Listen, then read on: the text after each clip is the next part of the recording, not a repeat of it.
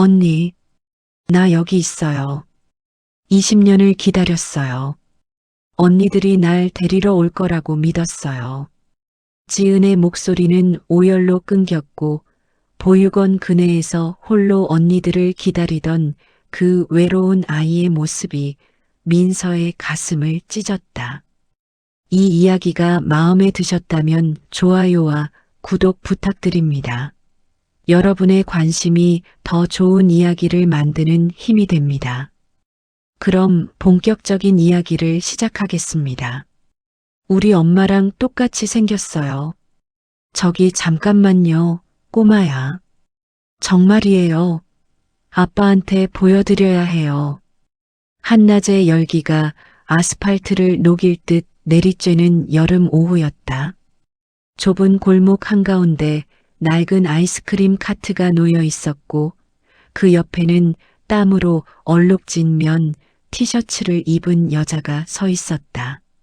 민서는 손등으로 이마의 땀을 닦아내며 하늘을 올려다보았다. 구름 한 점 없는 맑은 하늘이 오히려 잔인하게 느껴지는 날이었다.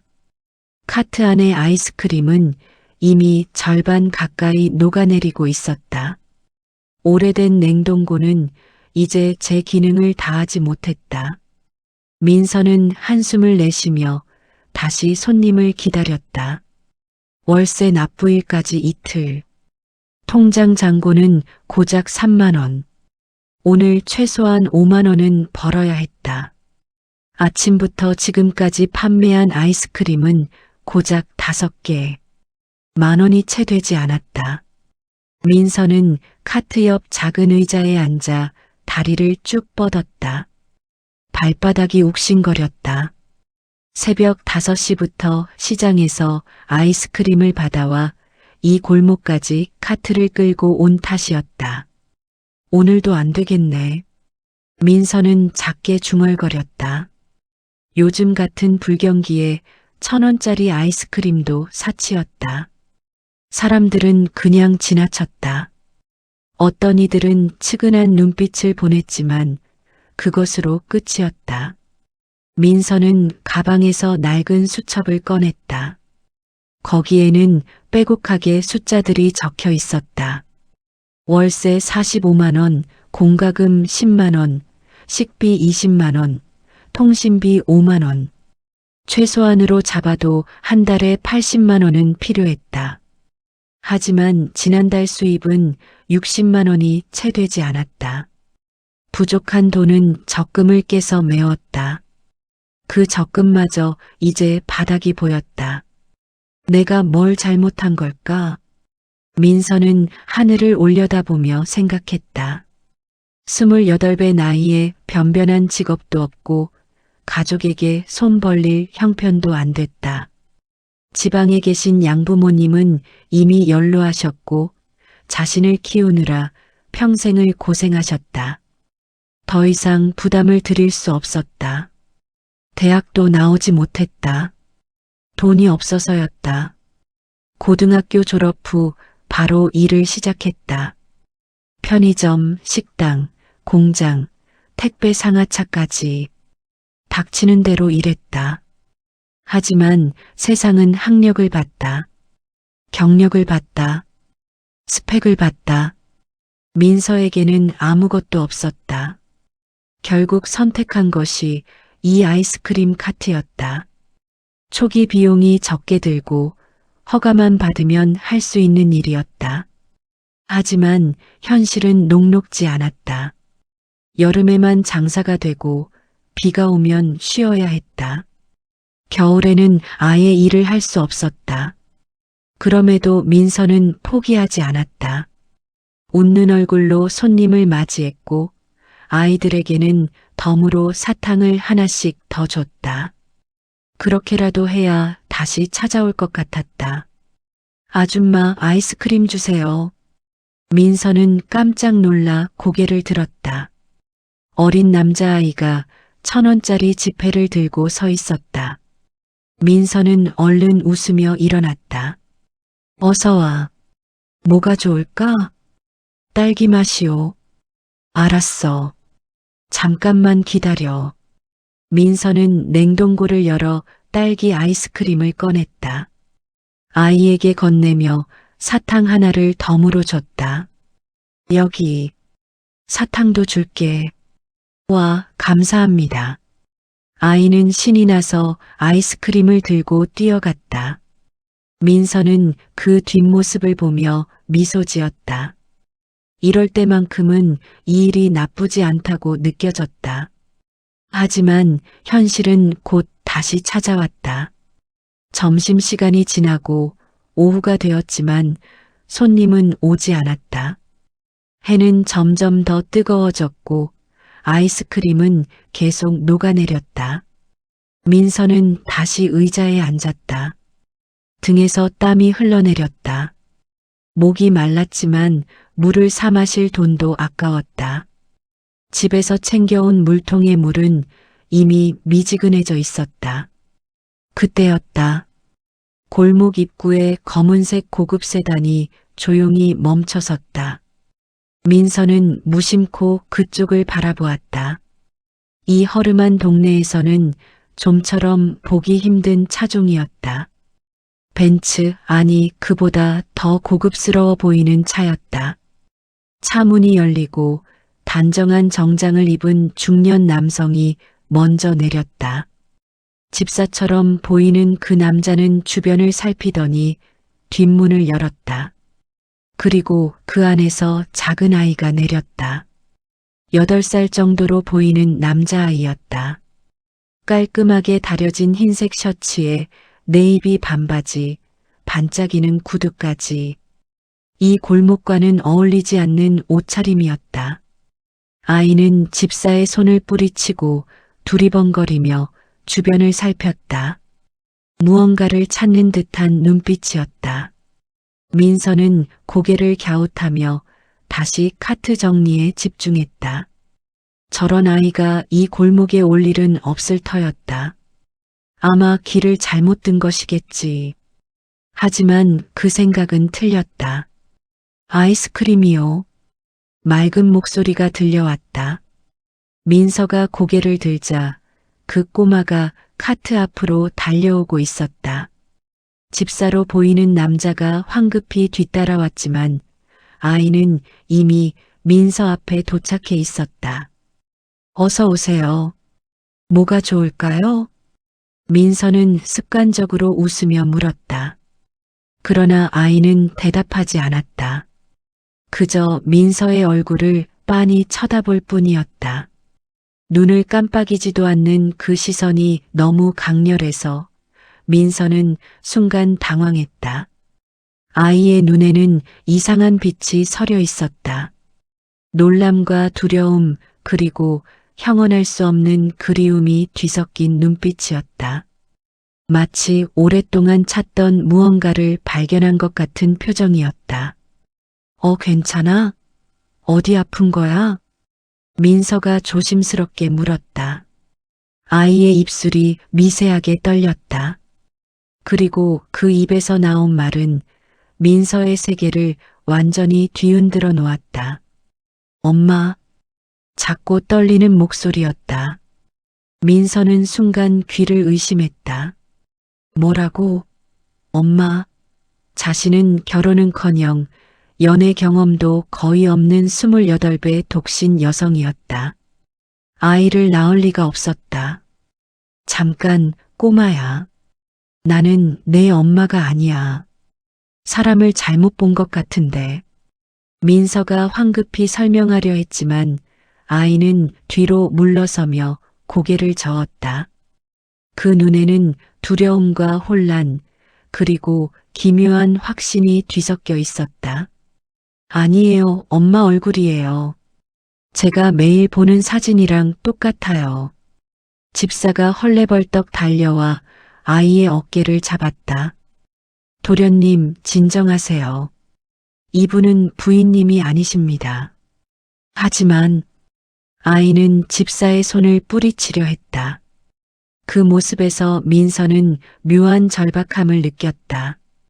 이건 단순한 착각이 아니었다. 이 아이는 진심으로 자신을 누군가와 혼동하고 있었다. 민서는 천천히 무릎을 굽혀 아이와 눈높이를 맞췄다. 가까이서 보니 아이의 눈가가 붉어져 있었다. 울지 않으려고 애쓰는 것 같았다. 나는 민서라고 해. 너는? 하랑이요. 아이가 작게 대답했다. 이름에서부터 범상치 않은 집안 출신임이 느껴졌다. 하랑. 하늘과 물결을 뜻하는 이름이었다. 하랑아, 나는 정말 내 엄마가 아니야. 하지만 내가 그렇게 느낀 이유가 있겠지. 내 엄마는 어디 계시는데? 민서의 조심스러운 질문에 하랑의 눈가가 더욱 붉어졌다. 아이는 고개를 숙이며 작게 대답했다. 엄마는 하늘나라에 계세요. 제가 태어나기 전에 돌아가셨어요. 그 말에 민서의 가슴이 철렁 내려앉았다. 이 어린아이는 한 번도 어머니를 본 적이 없는 것이었다. 사진 한 장으로만 어머니를 기억하는 아이. 그런 아이가 자신을 보고 엄마라고 불렀다. 민서는 가슴이 먹먹해졌다. 이 아이가 얼마나 엄마를 그리워하며 살아왔을지 짐작이 갔다. 그래서 길거리에서 우연히 마주친 낯선 여자를 보고도 한순간 희망을 품었을 것이다. 도련님, 이제 가셔야 합니다. 회장님께서 기다리고 계십니다. 집사가 단호한 목소리로 말했다. 하지만 하랑은 민서에게서 눈을 떼지 못했다. 마치 지금 이 순간을 놓치면 영영 다시 볼 수 없을 것처럼. 민서는 마음이 아팠다. 이 아이를 그냥 보낼 수가 없었다. 무언가 해줘야 할 것 같았다. 하랑아, 나는 내 엄마가 아니지만 내가 힘들 때 아이스크림이 먹고 싶으면 언제든 이리로 와. 알았지? 민서가 부드럽게 말하며 아이스크림 하나를 건넸다. 하랑은 떨리는 손으로 그것을 받았다. 그리고 집사에게 이끌려 천천히 차로 향했다. 차 문이 닫히기 직전 하랑이 창문 너머로 민서를 바라보았다. 그 눈빛에는 여전히 무언가 말하고 싶은 것이 가득했다. 민서는 작게 손을 흔들어 주었고 차는 조용히 골목을 빠져나갔다. 그제야 민서는 긴 한숨을 내쉬었다. 방금 무슨 일이 벌어진 건지 정리가 되지 않았다. 재벌가 도련님으로 보이는 아이가 자신을 보고 엄마라고 불렀다. 그것도 돌아가신 엄마와 닮았다고. 민서는 자신의 얼굴을 만져보았다. 평범한 얼굴이었다. 특별히 미인도 아니고 그렇다고 못생긴 것도 아닌 그저 흔한 얼굴. 그런 자신이 누군가의 죽은 아내와 닮았다니. 기묘한 불안감이 밀려왔다. 마치 자신이 알지 못하는 거대한 무언가의 일부가 된 것 같은 느낌. 민서는 고개를 저으며 그 생각을 떨쳐냈다. 그저 우연의 일치일 뿐이었다. 세상에는 닮은 사람이 3명씩은 있다고 하지 않던가. 하지만 왜일까? 하랑의 눈빛이 자꾸만 머릿속에서 맴돌았다. 그 간절함과 두려움이 뒤섞인 시선. 그리고 자신을 보는 순간 멈춰버린 듯한 그 표정. 민서는 다시 카트로 시선을 돌렸다. 아이스크림은 여전히 녹아내리고 있었고 해는 여전히 뜨겁게 내리쬐고 있었다. 그리고 자신은 여전히 이 골목에서 하루하루를 버티며 살아가는 가난한 아가씨였다. 하지만 무언가 달라진 것 같았다. 마치 평온했던 물 위에 작은 돌멩이가 던져진 것처럼.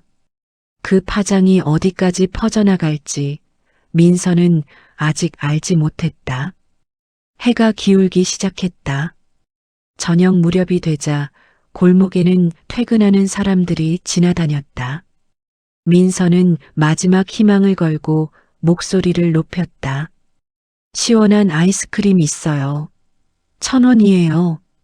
하지만 사람들은 그냥 지나쳤다.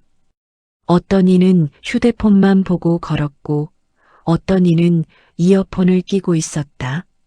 민서의 목소리는 그들에게 닿지 않았다. 결국 그날 민서가 번 돈은 2만 원이 채 되지 않았다. 카트를 끌고 집으로 돌아가는 길, 민서의 어깨는 축 처져 있었다. 원룸 현관문을 열자 좁고 어두운 방이 나타났다. 민서는 불을 켜고 카트를 구석에 세웠다. 그리고 침대에 몸을 던졌다. 오늘도 망했네.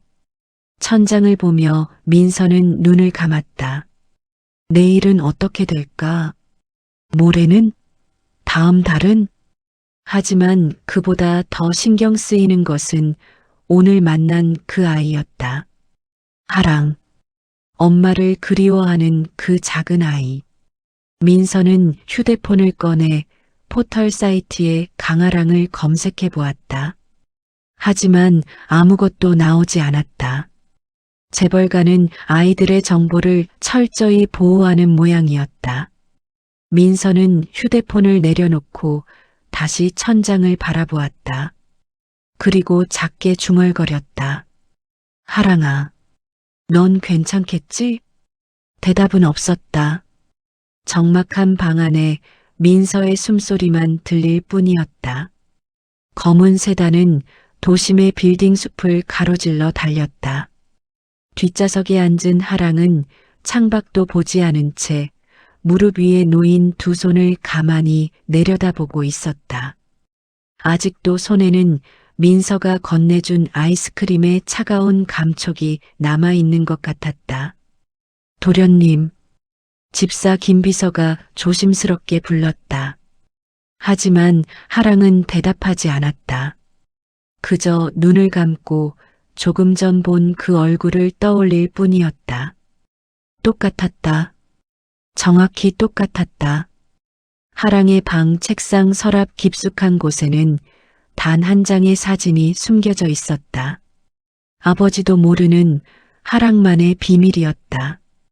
그 사진은 어릴 적 할머니가 몰래 건네준 것이었다. 내 엄마란다라는 짧은 말과 함께 사진 속 여자는 환하게 웃고 있었다.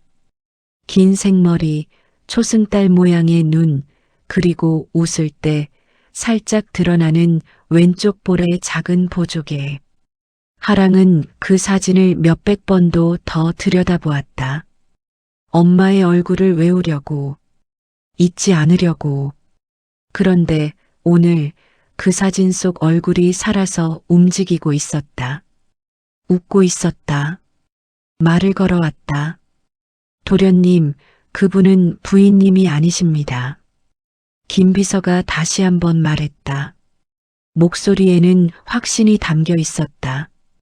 부인께서는 도련님을 낳으시고 얼마 지나지 않아 돌아가셨습니다. 그건 확실한 사실입니다. 알아요. 하랑이 처음으로 입을 열었다. 엄마가 돌아가신 거 알아요. 하지만 왜 똑같아요? 왜 저 누나는 엄마랑 똑같이 생긴 거예요? 김비서는 대답하지 못했다. 사실 그도 깜짝 놀랐다. 차에서 내린 도련님이 갑자기 달려가는 모습을 보고 뒤따라갔을 때 그 아이스크림 카트 앞에 여자를 본 순간 온몸이 굳어버렸었다. 닮았다. 너무 닮았다. 돌아가신 부인의 사진을 몇 번이나 본 그였지만 그 여자를 보는 순간 착각이 들 정도였다. 김비서는 10년 넘게 이 집안을 섬겨왔다. 부인의 임신부터 출산, 그리고 비극적인 죽음까지 모두 지켜봤다. 부인의 얼굴은 또렷이 기억하고 있었다. 그런데 오늘 본 그 여자는 부인과 구별이 되지 않을 정도로 닮아 있었다. 목소리의 톤, 웃는 방식, 심지어 손짓까지도 비슷했다. 회장님께 말씀드려야 할까요? 김 비서의 조심스러운 질문에 하랑이 고개를 저었다. 아니요. 아빠한테는 말하지 마세요. 하지만 제발이요. 하랑의 목소리에 간절함이 묻어났다. 김 비서는 더 이상 말하지 못했다. 도련님의 그런 목소리를 듣는 것은 처음이었다. 차는 곧 거대한 저택 앞에 멈춰섰다.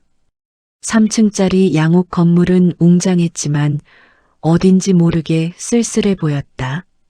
집이라기보다는 박물관 같았다. 차갑고 정적인. 하랑은 천천히 차에서 내려 현관으로 걸어갔다. 집안은 여전히 조용했다. 아버지는 아직 회사에서 돌아오지 않았을 것이다. 언제나처럼 도련님 간식 준비해 드리겠습니다. 가정부 한 아주머니가 다가왔지만 하랑은 고개를 저었다. 괜찮아요. 그는 곧장 2층 자기 방으로 향했다.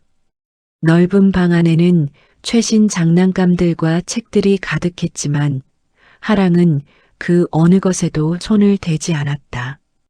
그는 곧장 책상으로 가서 서랍을 열었다.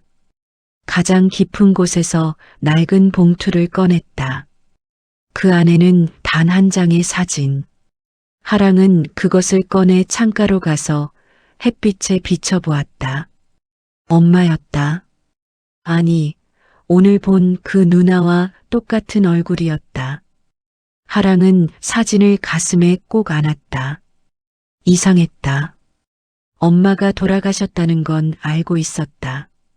엄마를 다시 볼 수 없다는 것도 알고 있었다. 하지만 오늘 엄마와 똑같은 얼굴을 한 사람을 만났다. 그게 무엇을 의미하는 걸까? 하랑은 사진을 자세히 들여다보았다. 사진은 흑백이었고 약간 발에 있었다.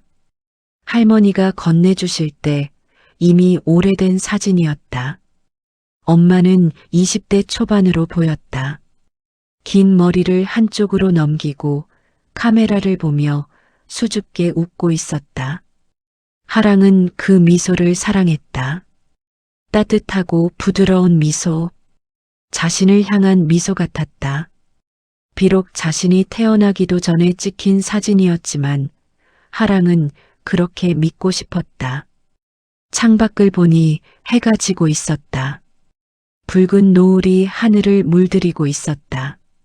하랑은 노을을 바라보며 생각에 잠겼다. 만약 엄마가 살아계셨다면 어땠을까? 학교에서 돌아오면 엄마가 기다리고 있었을까? 숙제를 같이 하고 재미있는 이야기를 나누고 자기 전에 동화책을 읽어주셨을까? 하지만 그런 일은 일어나지 않았다. 대신 하랑에게는 바쁜 아버지와 정중한 집사들, 그리고 텅 빈 집만 있었다. 학교 친구들은 엄마 이야기를 자주 했다. 엄마가 해준 요리, 엄마와 간 여행, 엄마에게 들은 이야기. 하랑은 그럴 때마다 가만히 듣기만 했다. 자신에게는 그런 이야기가 없었으니까. 어떤 친구가 물었다. 너네 엄마는 뭐 하시는데? 하랑은 대답할 수 없었다. 엄마가 없다고 말하면 친구들이 이상하게 볼 것 같았다. 그래서 그냥 바쁘셔라고 얼버무렸다. 그날 밤 하랑은 잠들지 못하고 사진을 계속 들여다보았다. 그리고 오늘 본 민서 누나를 떠올렸다. 두 얼굴이 겹쳐졌다. 똑같았다. 정말 똑같았다. 하랑은 베개 밑에 사진을 숨기고 눈을 감았다. 하지만 잠은 오지 않았다. 머릿속이 복잡했다. 내일 다시 가봐야겠다. 하랑은 결심했다. 저 누나를 다시 만나야 한다. 뭔가 이유가 있을 것이다. 우연이라고 하기에는 너무 똑같았다. 그때였다. 방문이 열리며 아버지가 들어왔다. 강도현. 대한민국 재계 서열 5번째 안에 드는 거대 그룹의 회장이었다. 하랑아. 아빠. 도연은 아들에게 다가와 머리를 쓰다듬었다. 어색한 손길이었다. 아버지와 아들이면서도 둘 사이에는 언제나 보이지 않는 벽이 존재했다. 오늘 어디 갔다 왔다며? 응, 그냥 드라이브요. 하랑은 재빨리 사진을 등 뒤로 숨겼다. 도연은 그것을 눈치채지 못한 듯 했다. 그래. 저녁은 먹었니? 아직이요. 그럼 같이 먹자. 오늘은 일찍 들어왔으니. 도연이 미소 지으려 했지만 그것은 어딘가 어색했다. 하랑은 고개를 끄덕이며 아버지를 따라 방을 나섰다. 식탁은 넓었다. 6명은 좋게 앉을 수 있는 크기였지만 자리를 채운 건 단 둘뿐이었다. 도연과 하랑, 아버지와 아들. 잘 먹어. 네. 둘은 조용히 식사를 했다. 가끔 포크와 나이프가 접시에 닿는 소리만이 정적을 깼다. 도연은 아들을 바라보았다. 하랑은 고개를 숙인 채 음식을 먹고 있었다. 저 아이도 외로울 것이다.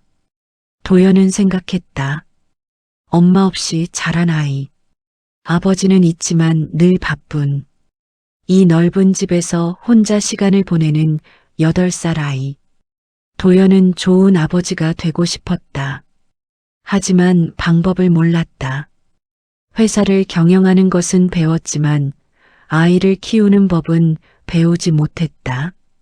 하랑아, 혹시 심심하면. 도연이 말을 꺼내려는 순간 하랑이 먼저 물었다. 아빠, 엄마 사진 더 없어요? 도연의 손이 멈췄다. 왜 갑자기? 그냥 엄마 얼굴이 궁금해서요. 도연은 잠시 말이 없었다. 아내 이야기는 그에게도 여전히 아픈 주제였다. 사랑했던 여자. 하지만 결국 지키지 못한 여자. 사진은 몇 장 남아있지 않구나. 엄마가 원래 사진 찍는 걸 싫어하셨거든. 왜요? 글쎄, 카메라 앞에 서는 게 부담스럽다고 하셨어. 도연은 먼 곳을 바라보는 눈빛으로 말했다. 연아는 정말 사진을 싫어했다. 결혼식 때도 최소한의 사진만 찍었다. 임신했을 때도 몇 장 되지 않는 사진만 남겼다. 왜 그랬을까? 도연은 지금도 이해할 수 없었다. 그저 수줍음이 많은 성격 때문이라고 생각했었다. 엄마는 어떤 사람이었어요? 착한 사람이었어. 너무 착해서 때로는 걱정이 될 정도로. 도연의 목소리가 낮아졌다. 너를 너무 사랑했단다. 태어나기도 전부터 매일 배를 쓰다듬으며 너한테 이야기를 들려주셨어. 노래도 불러주시고. 하랑의 눈가가 뜨거워졌다. 자신이 한 번도 들어본 적 없는 이야기였다. 아버지는 평소에 엄마 이야기를 거의 하지 않았다. 무슨 노래를 불러주셨어요? 자장가 그리고 동요도. 엄마 목소리가 참 예뻤거든. 도연은 눈을 감았다. 연아의 목소리가 들리는 것 같았다. 부드럽고 따뜻한 목소리. 뱃속의 아기에게 노래를 불러주던 그 목소리. 그런데 왜 돌아가신 거예요? 출산 중 합병증이었어. 의사들도 어쩔 수 없었단다. 도연의 목소리에 고통이 묻어났다. 그는 포크를 내려놓고 눈을 감았다. 그날을 잊을 수가 없었다. 분만실에서 들려오던 비명소리. 의사들이 황급히 뛰어다니던 모습, 그리고 마침내 들려온 아기의 울음소리. 하지만 그와 동시에 연아의 심장은 멈췄다. 출혈이 너무 심했다. 아무리 수혈을 해도 소용없었다. 도연은 갓 태어난 아들을 안고 있었다. 그리고 옆 침대에는 차가워진 아내가 누워 있었다. 그 순간의 절망을 어떻게 설명할 수 있을까? 미안하구나, 하랑아. 내게 엄마를 선물해주지 못해서. 아니에요. 하랑이 작게 말했다. 아빠 잘못이 아니에요. 하지만 하랑의 머릿속에서는 다른 생각들이 소용돌이치고 있었다. 만약 오늘 본 그 누나가 정말 엄마와 관계가 있다면? 만약 무언가 비밀이 숨겨져 있다면? 식사를 마치고 하랑은 다시 방으로 올라갔다. 침대에 누워 천장을 바라보며 생각에 잠겼다. 민서의 얼굴이 자꾸만 떠올랐다. 엄마 사진과 겹쳐졌다. 내일 다시 가봐야겠다. 하랑은 결심했다. 저 누나를 다시 만나야 한다. 어떻게든. 다음 날 아침 도연은 평소보다 일찍 집을 나섰다. 중요한 이사회가 예정되어 있었다. 하지만 어젯밤부터 이상하게 집중이 되지 않았다. 하랑의 질문이 계속 머릿속을 맴돌았다. 엄마에 대한 질문. 아들은 왜 갑자기 돌아간 아내에 대해 물어본 걸까? 차 안에서 도연은 스마트폰을 꺼내 들었다. 갤러리를 열어 가장 오래된 폴더를 찾았다. 연아라는 이름의 폴더. 아내의 이름이었다. 사진은 정말 몇 장 되지 않았다. 결혼식 사진 2장, 임신했을 때의 사진 1장, 그리고 병원에서 찍은 마지막 사진 1장. 총 4장. 도연은 아내의 얼굴을 들여다보았다. 여전히 선명했다. 그 미소, 그 눈빛, 그 따뜻함. 모든 것이 어제 일처럼 생생했다. 하지만 동시에 너무 오래전 일이기도 했다. 벌써 8년. 아내가 떠난 지 8년이 지났다. 도연은 결혼식 사진을 확대해서 보았다. 연아는 순백의 드레스를 입고 수줍게 웃고 있었다. 그 옆에는 젊은 시절의 자신이 서 있었다. 둘 다 행복해 보였다. 회장님, 도착했습니다. 운전기사의 말에 도연은 정신을 차렸다. 그룹 본사 건물이 눈앞에 우뚝 솟아 있었다. 도연은 휴대폰을 주머니에 넣고 차에서 내렸다. 회의실에는 이미 임원들이 모여 있었다. 도연이 들어서자 모두 일어나 인사했다. 도연은 상석에 앉아 회의를 시작했다. 오늘 안건은 신규 사업 진출건입니다. 보고 시작하세요. 회의는 길었다. 신규 사업 진출, 해외 투자건, 인수합병 협상까지. 도연은 안건들을 하나하나 처리해 나갔다. 차가운 이성으로, 정확한 판단으로. 이것이 그의 세계였다. 숫자와 전략, 권력과 책임. 감정이 끼어들 틈이 없는 곳. 회장님, 이번 분기 실적이 예상보다 저조합니다. 대책이 필요할 것 같습니다. 재무이사가 보고했다. 도연은 자료를 살폈다. 마케팅 비용을 10% 증액하고 영업팀을 재편하세요. 그리고 다음 주까지 구체적인 개선안을 제출하십시오. 알겠습니다. 회의가 끝나고 혼자 남은 회장실에서 도연은 문득 창밖을 바라보았다. 저 아래 어딘가에는 수많은 사람들이 살아가고 있었다. 각자의 삶을, 각자의 이야기를. 아내도 저렇게 평범한 삶을 살고 싶어 했었다. 재벌가의 며느리가 아니라 그냥 한 사람의 엄마로, 한 사람의 아내로. 하지만 도연은 그것을 허락하지 못했다. 이 자리가, 이 책임이 그것을 허락하지 않았다. 그리고 결국 아내는 떠났다. 도연은 책상 서랍을 열어 오래된 편지 한 통을 꺼냈다. 연아가 임신 중에 쓴 편지였다.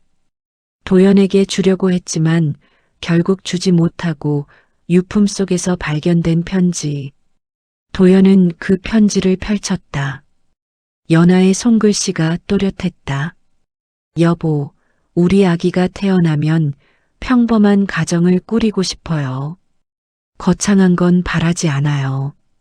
그저 셋이서 함께 밥 먹고 공원에 산책 가고 저녁에는 동화책을 읽어주는 그런 삶이요. 당신이 바쁜 건 알아요. 하지만 가끔은 우리와 함께 있어 주세요. 아기에게는 아빠가 필요하니까요. 그리고 저에게도 당신이 필요해요. 사랑해요, 여보. 우리 아기도 당신을 많이 사랑할 거예요. 도연은 편지를 접으며 눈을 감았다. 연하의 바람은 이루어지지 못했다. 아기는 태어났지만 엄마는 떠났다. 그리고 도연은 여전히 바빴다. 약속을 지키지 못했다. 회장님, 비서가 노크와 함께 들어왔다. 김 비서님께서 급히 뵙고 싶다고 하십니다. 김 비서? 도연이 고개를 갸웃했다. 하랑을 담당하는 김 비서가 회사까지 찾아올 일은 거의 없었다. 들어오라고 해. 잠시 후 김 비서가 조심스럽게 들어왔다. 평소와 달리 표정이 굳어 있었다. 무슨 일인가? 그것이 도련님에 관한 일입니다.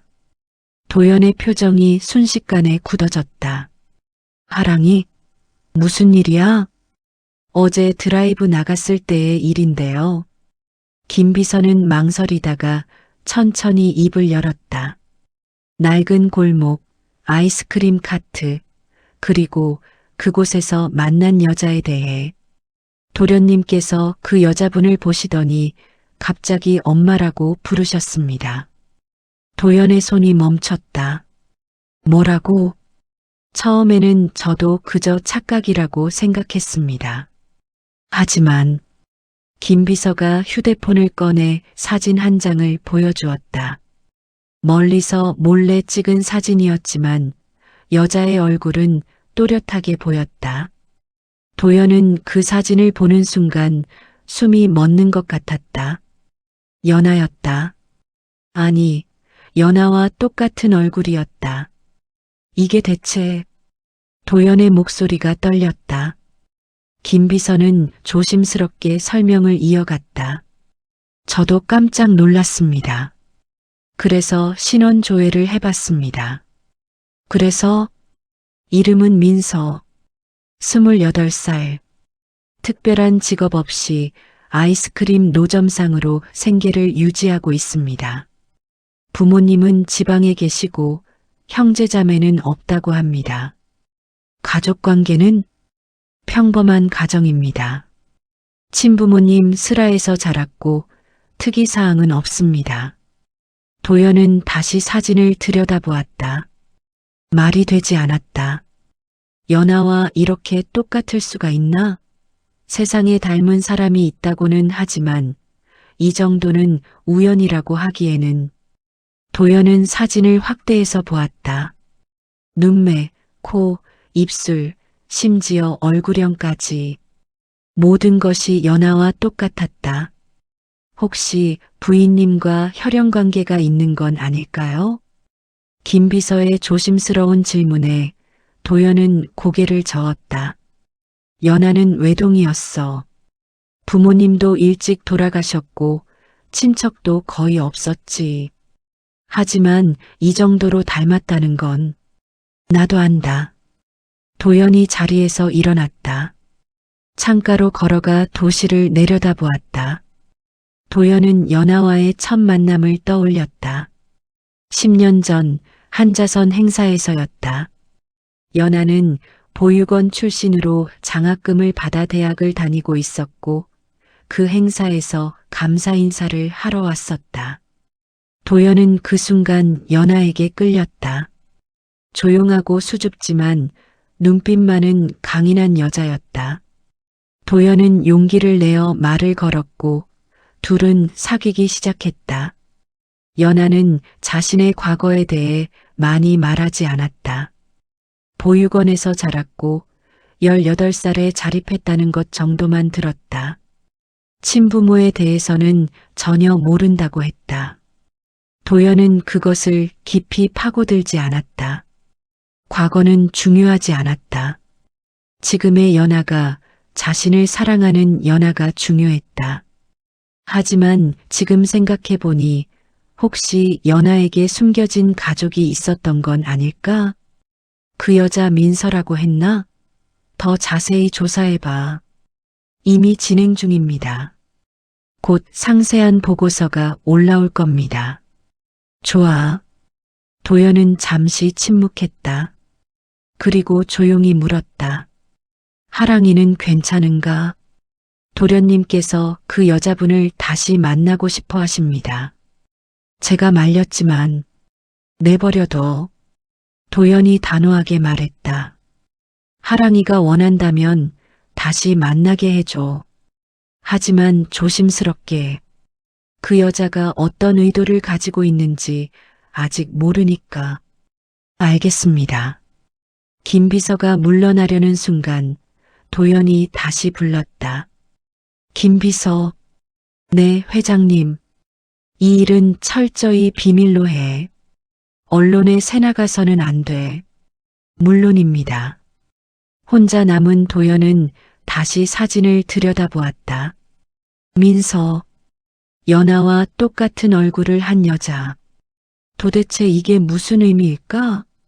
단순한 우연일까? 아니면 그 이상의 무언가가 있는 걸까? 도연은 서랍을 열어 오래된 파일 하나를 꺼냈다. 강연하라고 쓰인 파일. 아내에 관한 모든 기록이 담긴 파일이었다. 출생증명서, 가족관계 증명서, 병원 기록까지. 도연은 하나하나 다시 살펴보았다. 하지만 어디에도 쌍둥이나 형제에 관한 기록은 없었다. 그런데 문득 이상한 점을 발견했다. 연하의 출생증명서에 입양 표시가 되어 있었다. 도연은 그것을 본 적이 있었지만 크게 신경 쓰지 않았었다. 연하도 자신이 입양되었다는 사실을 알고 있었고 그것에 대해 특별히 이야기하지 않았었다. 하지만 지금 생각해보니 혹시 입양 전의 기록은? 도연은 재빨리 내선 전화를 눌렀다. 법무팀 연결해줘. 잠시 후 법무팀장과 연결되었다. 회장님, 무슨 일이십니까? 급한 조사가 필요해. 고인이 된 내 아내 강연아의 입양 전 기록을 찾아봐. 친부모가 누군지, 형제가 있었는지 모든 것을. 하지만 회장님, 입양 기록은 대부분 봉인되어 있어서 방법을 찾아. 비용이 얼마가 들든 시간이 얼마나 걸리든 상관없어. 반드시 찾아내. 알겠습니다. 도연은 전화를 끊고 다시 민서의 사진을 바라보았다. 이 여자가 누구인지, 왜 연하와 똑같은지 반드시 알아내야 했다. 하랑을 위해서라도, 그리고 어쩌면 자기 자신을 위해서라도. 민서 씨. 도연이 눈을 뜨며 진지하게 말했다. 당신과 제 아내 사이에 분명 연결고리가 있습니다.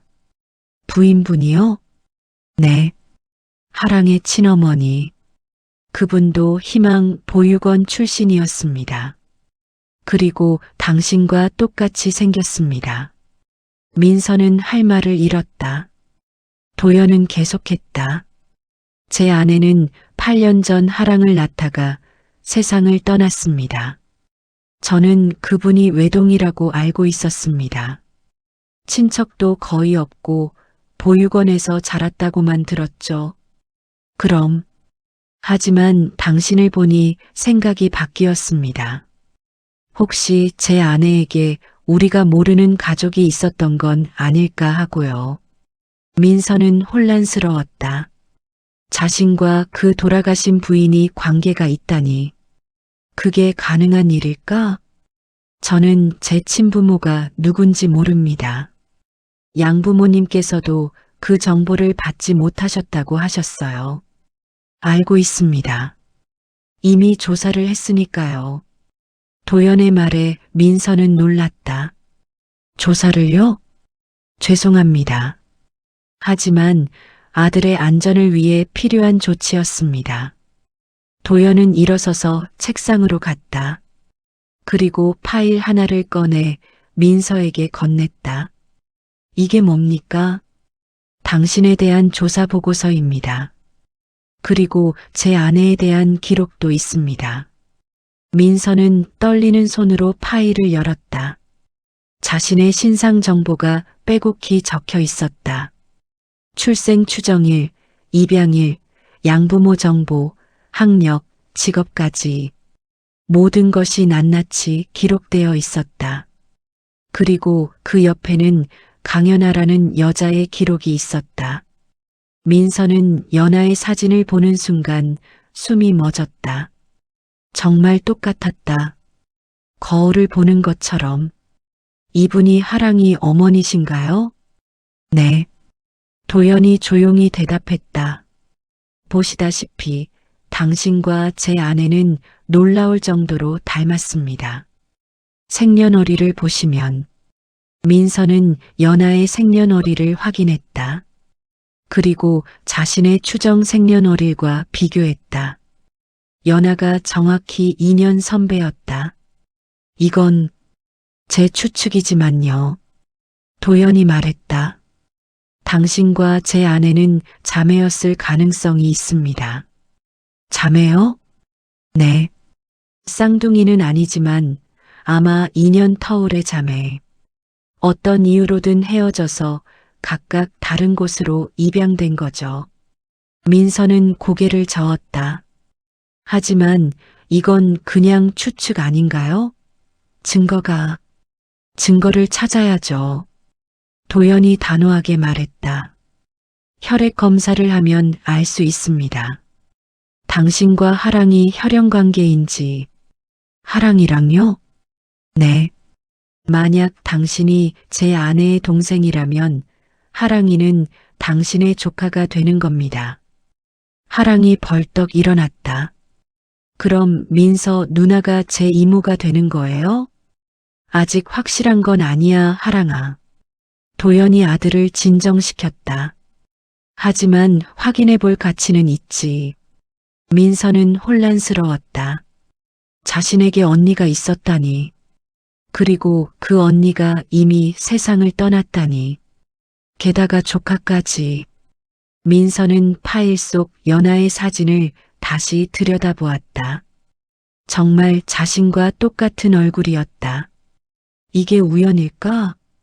저는 시간이 좀 필요할 것 같습니다. 민서가 조심스럽게 말했다. 이 모든 게 너무 갑작스러워서요. 당연합니다. 도연이 고개를 끄덕였다. 충분히 생각하세요. 하지만 한 가지만 부탁드립니다. 네. 검사만은 받아주시겠습니까? 당신을 위해서가 아니라 하랑을 위해서라도. 도연의 눈빛이 간절했다. 민서는 하랑을 바라보았다. 아이는 두 손을 모으고 자신을 쳐다보고 있었다. 그 눈빛에는 희망과 기대가 가득했다. 민서는 깊은 한숨을 쉬었다. 알겠습니다. 검사는 받겠습니다. 하랑의 얼굴이 환해졌다. 도연도 안도의 표정을 지었다. 감사합니다. 하지만 약속해 주세요. 민서가 진지하게 말했다. 결과가 어떻게 나오든 저를 다른 사람으로 대하지 말아주세요. 저는 그냥 민서일 뿐입니다. 도연은 잠시 민서를 바라보다가 고개를 끄덕였다. 약속하겠습니다. 검사는 다음 날 조용히 진행되었다. 도연의 주치의가 직접 왕진을 와서 민서와 하랑의 혈액을 채취했다. 결과는 일주일 후에 나온다고 했다. 그 일주일 동안 민서는 평소처럼 골목에서 아이스크림을 팔았다. 하지만 마음 한구석은 늘 불안했다. 결과가 어떻게 나올까? 만약 정말 자신이 연하의 동생이라면?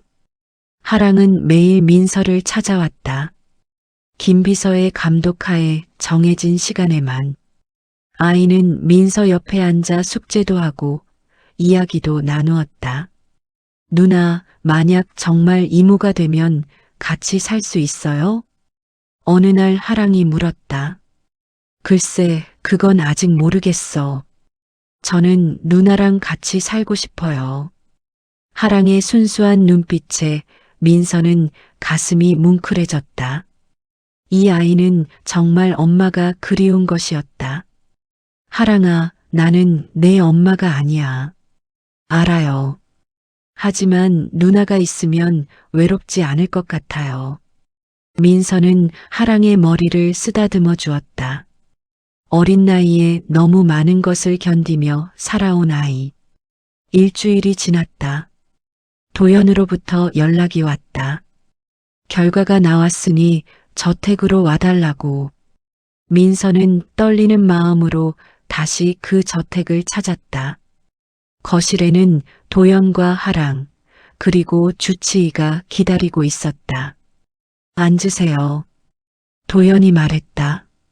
민서는 소파에 앉았다. 심장이 미친 듯이 뛰었다. 주치의가 봉투를 꺼내 도연에게 건넸다. 도연은 그것을 여러 내용을 확인했다. 그의 표정이 변했다. 결과가. 도연이 민서를 바라보았다. 당신과 하랑이 사이에 혈연 관계가 확인되었습니다. 민서는 숨이 멎는 것 같았다. 정확히는 고모와 조카 관계입니다. 즉, 당신은 제 아내의 친동생이 맞습니다. 세상이 멈춘 것 같았다. 민서는 믿을 수가 없었다. 자신에게 언니가 있었다니. 그것도 벌써 세상을 떠난. 눈물이 흘러내렸다. 알지도 못했던 언니에 대한 슬픔이, 만나지도 못한 채 헤어진 가족에 대한 그리움이 한꺼번에 밀려왔다. 누나. 하랑이 민서에게 달려와 안겼다. 우리 가족이에요. 이제 우리 가족이라고요. 민서는 하랑을 꼭 안으며 눈물을 흘렸다. 도연도 자리에서 일어나 두 사람을 바라보았다. 그의 눈가에도 촉촉한 빛이 맺혀 있었다. 민서는 울면서도 연하를 생각했다. 만나지 못한 언니.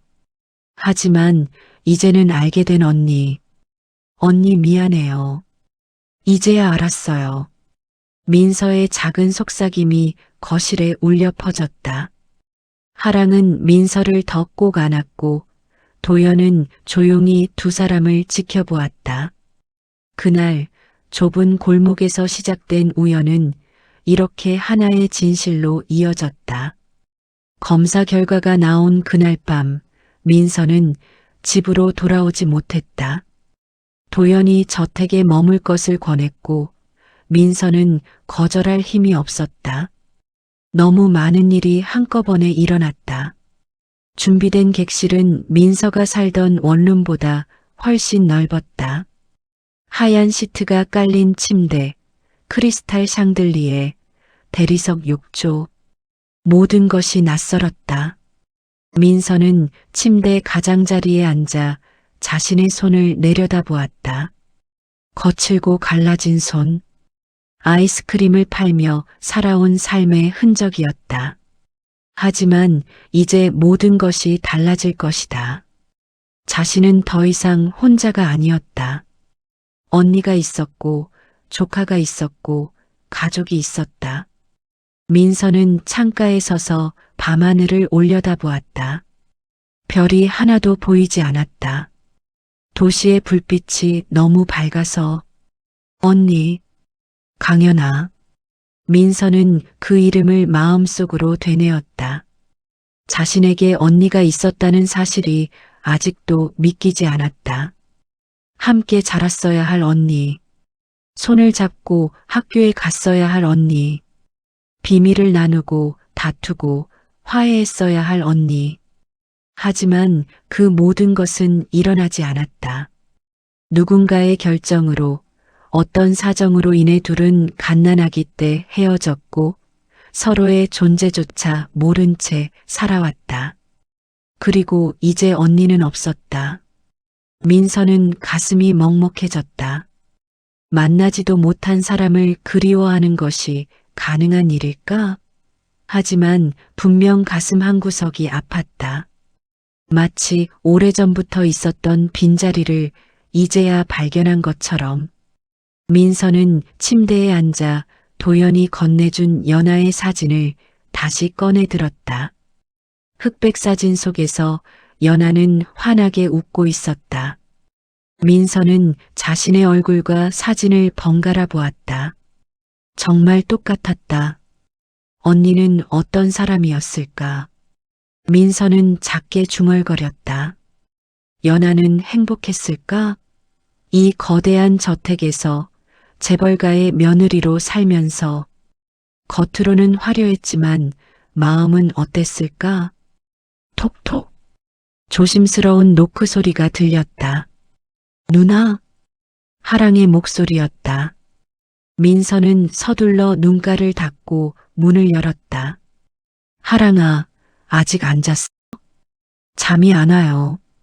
하랑은 파자마를 입고 있었다. 손에는 낡은 사진첩을 들고 있었다. 이거 보여드리고 싶어서요. 둘은 침대에 나란히 앉았다. 하랑은 사진첩을 펼쳤다. 첫 페이지에는 연하의 사진이 있었다. 민서는 숨을 죽였다. 사진 속 여자는 정말 자신과 똑같았다. 아니, 조금 더 성숙하고 우아했다. 하얀 드레스를 입고 환하게 웃고 있는 모습. 이게 엄마예요. 아빠랑 결혼하던 날이래요. 정말 아름다우시다. 민서가 작게 말했다. 하랑은 고개를 끄덕이며 다음 페이지를 넘겼다. 임신한 연하의 사진이 나왔다. 배를 쓰다듬으며 카메라를 보고 있었다. 그 눈빛에는 사랑과 기대가 가득했다. 이건 나를 가졌을 때예요. 하랑의 목소리가 떨렸다. 엄마는 나를 너무 기다렸대요. 매일 배를 쓰다듬으면서 이야기를 해줬다고 아빠가 그러셨어요. 민서는 하랑의 어깨를 감싸 안았다. 연하는 얼마나 행복했을까. 뱃속의 아기를 기다리며. 하지만 그 행복은 오래가지 못했다. 무슨 이야기를 해줬대요? 민서가 조심스럽게 물었다. 동화 이야기요. 그리고 노래도 불러줬대요. 엄마가 되면 하고 싶은 일들도 많이 말씀하셨대요. 하랑은 다음 페이지를 넘겼다. 거기에는 연하가 아기 옷을 고르는 사진이 있었다. 엄마는 준비를 많이 하셨대요. 아기 방도 직접 꾸미시고 옷도 하나하나 고르시고. 민서의 눈에서 눈물이 흘러내렸다. 언니는 얼마나 설레었을까. 곧 태어날 아기를 위해 준비하면서 내 엄마는 분명 훌륭한 분이셨을 거야. 누나도 엄마처럼 착해요. 하랑이 민서를 올려다보았다. 그래서 처음 봤을 때부터 느낌이 좋았어요. 엄마 같았어요. 민서는 하랑의 머리를 쓰다듬어 주었다. 이 아이는 이제 자신의 조카였다. 혈육이었다. 하랑아, 앞으로 어떻게 될지 모르겠지만 나는 내 편이 되어줄게. 정말이요? 정말이야. 약속해. 하랑은 민서에게 폭 안겼다. 작고 따뜻한 품이었다. 민서는 하랑을 안으며 눈을 감았다. 이 아이를 지켜주고 싶었다. 언니가 그렇게 사랑했던 아이를. 누나, 우리 집에서 같이 살아요. 하랑이 민서의 품에서 얼굴을 들며 말했다. 민서는 대답하지 못했다. 이 거대한 저택에서 산다는 것, 그것은 자신의 삶을 완전히 바꾸는 일이었다. 자유로웠던 삶, 가난하지만 자신의 것이었던 삶을 포기하는 일이었다. 생각해 볼게. 아직은 모든 게 너무 빨라서. 알겠어요. 하랑은 실망한 듯 했지만 억지로 웃으며 일어났다. 그럼 이제 자러 갈게요.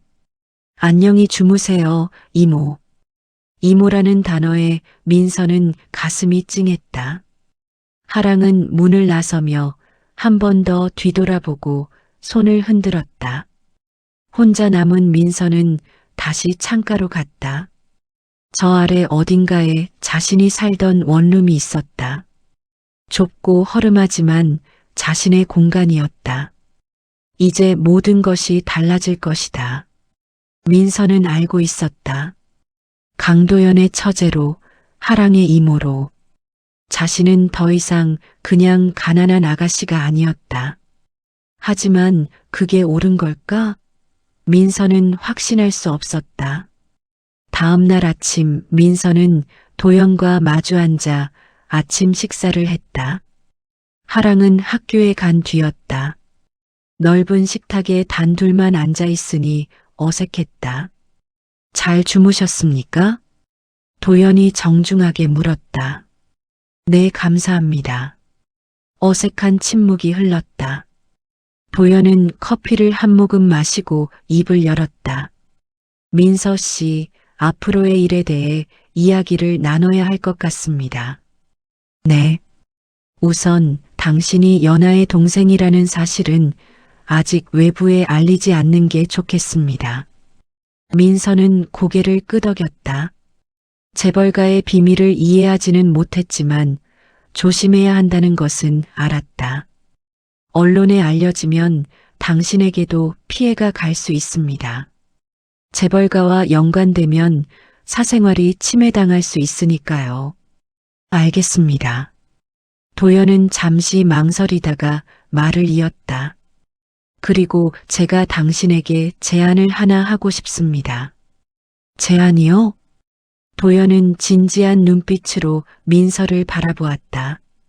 이 집에서 지내시는 게 어떻겠습니까? 하랑의 이모로서. 민서는 예상했던 말이었지만 막상 듣고 보니 어떻게 대답해야 할지 몰랐다. 저는 제 삶이 있습니다. 비록 변변찮지만요. 알고 있습니다. 하지만 당신도 보셨듯이 하랑이는 당신을 필요로 합니다. 도연의 목소리에 간절함이 묻어났다. 저는 아버지로서 부족한 사람입니다. 회사 일로 늘 바쁘고 하랑이와 함께할 시간이 많지 않습니다. 하지만 당신이 있다면 제가 연하 언니를 대신할 수는 없습니다. 민서가 단호하게 말했다.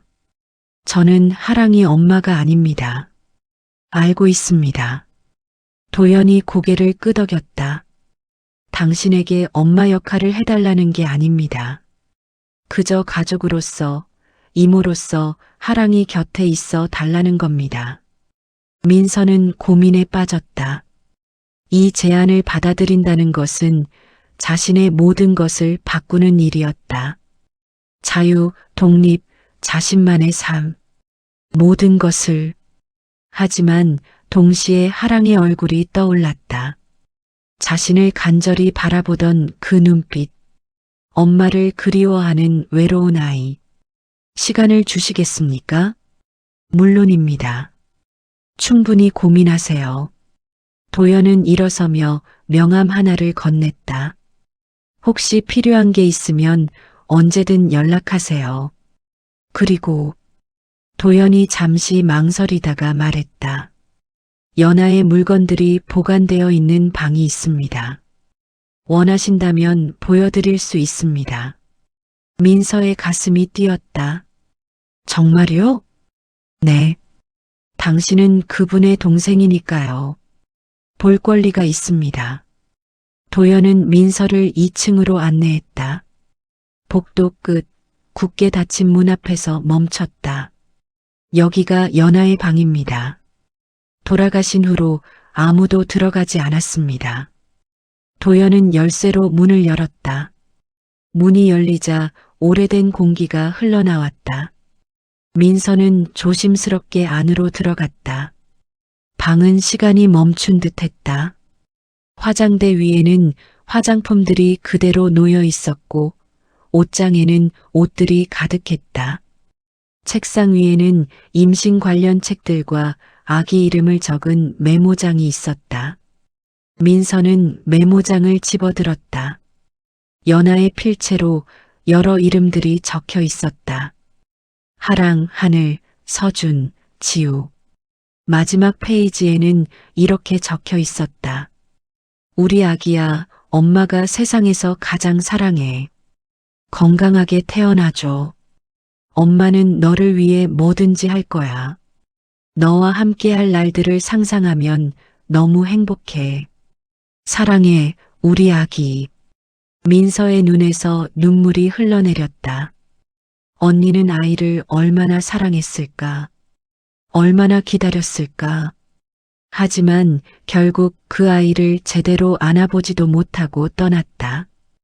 연하는 좋은 사람이었습니다. 도연이 뒤에서 조용히 말했다. 너무 좋아서 때로는 세상이 그를 감당하지 못하는 것 같았습니다. 민서는 돌아보지 않은 채 물었다. 많이 사랑하셨나요? 네. 도연의 목소리가 갈라졌다. 많이 사랑했습니다. 지금도 사랑합니다. 아마 평생 그럴 겁니다. 민서는 방 안을 천천히 둘러보았다. 이곳은 언니가 살던 곳이었다. 언니가 숨쉬고 웃고 꿈꾸던 곳. 민서는 옷장을 열었다. 고급스러운 드레스들이 줄지어 걸려 있었다. 그중 하나를 꺼내 자신에게 대보았다. 거울 속에 비친 자신은 마치 언니처럼 보였다. 제가 여기 좀 있어도 될까요? 혼자서요. 물론입니다. 천천히 보세요. 도연이 나가고 민서는 혼자 남았다. 민서는 언니의 침대에 앉아 방 안을 바라보았다. 만약 둘이 함께 자랐다면 어땠을까? 서로의 옷을 빌려 입고 밤새 이야기를 나누고 서로의 비밀을 지켜주었을까? 하지만 그런 일은 일어나지 않았다. 대신 언니는 재벌가의 며느리가 되었고 자신은 가난한 아가씨로 자랐다. 민서는 화장대 서랍을 열었다. 그 안에는 일기장 하나가 숨겨져 있었다. 민서는 망설이다가 그것을 꺼냈다. 첫 페이지를 펼치자 연하의 글씨가 보였다. 오늘 도연 씨를 만났다. 참 조용한 사람이다. 하지만 눈빛은 따뜻하다. 어쩌면 이 사람과 함께라면 행복할 수 있을지도 모르겠다. 민서는 일기를 읽어내려갔다. 연하와 도연의 만남, 연애, 결혼, 그리고 임신까지 모든 순간이 기록되어 있었다. 임신 8개월, 배가 많이 나왔다. 아기가 자주 차서 잠을 설치지만 행복하다. 이렇게 행복해도 되는 걸까? 가끔 두렵다. 이 행복이 꿈은 아닐까 하고 가끔 꿈을 꾼다. 어딘가에 내 가족이 있을 것 같은 꿈. 나를 닮은 누군가가 어딘가에서 나를 찾고 있을 것 같은 꿈. 하지만 깨면 혼자다. 늘 혼자였다. 보육원에서도 자립해서도 도연 씨를 만나기 전까지는 민서는 눈물을 멈출 수 없었다. 언니도 외로웠구나. 언니도 가족을 그리워했구나. 만약 내게 형제가 있었다면 어땠을까? 동생이 있었다면 그 아이는 지금 어디서 뭘 하고 있을까? 나처럼 외롭지는 않을까? 행복하게 살고 있을까? 민서의 손이 떨렸다. 언니는 자신을 생각했던 것이다. 내 아기가 태어나면 이 아이만큼은 외롭지 않게 키우고 싶다. 사랑을 듬뿍 주고 싶다. 형제를 만들어주고 싶다. 이 아이는 혼자가 아니라는 걸 알게 해주고 싶다. 마지막 페이지에는 이렇게 적혀 있었다. 출산 예정일이 일주일 남았다. 두렵기도 하고 설레기도 한다. 곧 우리 아기를 만난다. 어떤 얼굴일까? 누구를 닮았을까? 건강하기만 하면 그것으로 충분하다. 사랑해, 우리 아기. 엄마는 너를 위해 뭐든지 할 거야. 그것이 마지막 일기였다. 그 후 일주일 뒤 연아는 세상을 떠났다. 민서는 일기장을 가슴에 안았다. 언니는 자신을 찾고 있었다. 만나지도 못한 채 세상을 떠났지만 언니는 자신을 생각했다. 언니, 민서는 작게 속삭였다. 나 여기 있어요. 늦었지만 이제 알았어요. 언니가 그리워했던 동생, 여기 있어요. 민서는 한참을 울었다. 언니의 방에서, 언니의 흔적들 사이에서, 그리고 마음을 정했다. 하랑 곁에 있어주겠다고. 언니가 그렇게 사랑했던 아이를. 그날 저녁 민서는 도연에게 말했다. 이곳에서 지내겠습니다. 하랑이와 함께. 도연은 놀라움과 안도가 섞인 표정을 지었다. 정말입니까? 네. 하지만 조건이 있습니다. 말씀하세요. 저는 여전히 제 일을 계속하고 싶습니다. 아이스크림을 팔던, 다른 일을 하던, 저만의 삶을 갖고 싶어요. 도연은 고개를 끄덕였다. 물론입니다. 당신의 자유를 빼앗을 생각은 없습니다. 다만 하랑이를 위해 곁에 있어 주시면 됩니다. 그리고 하랑이에게는 천천히 다가가고 싶습니다. 제가 엄마를 대신할 수는 없으니까요. 충분히 이해합니다. 민서는 창밖을 바라보았다. 새로운 삶이 시작되는 것이었다. 두렵기도 하고 설레기도 했다. 그날 밤 하랑은 민서가 함께 살기로 했다는 소식을 듣고 기뻐서 잠을 이루지 못했다. 그는 자기 방에서 민서의 방으로 몇 번이고 달려가 확인했다. 정말이에요? 진짜 같이 사는 거예요? 응, 정말이야. 야호! 하랑은 팔짝팔짝 뛰었다. 그 모습을 보며 민서는 웃었다. 이 아이에게 자신이 필요하다면 그것만으로도 충분한 이유였다. 하랑아, 이제 자야지. 내일 학교 가야 하잖아. 알았어요. 그런데 누나 한 가지만 물어봐도 돼요? 응, 뭐든 물어봐. 하랑은 잠시 망설이다가 물었다. 누나도 엄마 생각나요? 우리 엄마 말이에요. 민서는 잠시 생각했다. 만나보지 못한 언니. 하지만 이제는 알고 있는 언니. 응, 생각나. 많이. 나도요. 하랑이 민서의 손을 꼭 잡았다. 하지만 이제 누나가 있으니까 조금은 덜 외로워요. 민서는 하랑을 꼭 안아주었다. 이 작은 아이가 자신에게 얼마나 큰 의미인지 이제야 알 것 같았다. 나도 이제 덜 외로울 것 같아, 하랑아. 하랑은 민서의 품에서 환하게 웃었다. 그리고 자기 방으로 돌아가며 손을 흔들었다. 혼자 남은 민서는 창가에 섰다. 밤하늘을 올려다보며 작게 속삭였다. 언니, 제가 하랑이 곁에 있어 줄게요. 언니가 못다한 사랑, 제가 전해줄게요. 별 하나 없는 하늘이었지만 민서는 느낄 수 있었다. 언니가 어딘가에서 지켜보고 있다는 것을. 민서가 저택에서 생활한 지 한 달이 지났다. 처음에는 모든 것이 낯설었다. 너무 넓은 방, 너무 조용한 복도, 너무 정중한 가정부들. 하지만 하랑이 있었기에 견딜 수 있었다. 하랑은 학교에서 돌아오면 가장 먼저 민서를 찾았다. 숙제를 같이 하고 간식을 먹고 때로는 그저 나란히 앉아 있기도 했다. 말이 없어도 편안한 시간이었다. 도연은 여전히 바빴다. 아침 일찍 나가서 밤늦게 돌아왔다. 하지만 가능한 한 저녁 식사 시간만큼은 함께하려 노력했다. 오늘 학교는 어땠니? 도연이 하랑에게 물었다. 좋았어요. 미술 시간에 그림 그렸어요. 무슨 그림? 가족 그림이요. 하랑이 가방에서 도화지를 꺼냈다. 거기에는 세 사람이 그려져 있었다. 아빠, 하랑, 그리고 민서. 도연은 그림을 보며 복잡한 표정을 지었다. 민서는 어색하게 웃었다. 선생님이 가족을 그리래서요. 그래서 아빠랑 저랑 이모를 그렸어요. 잘 그렸구나. 도연이 아들의 머리를 쓰다듬었다.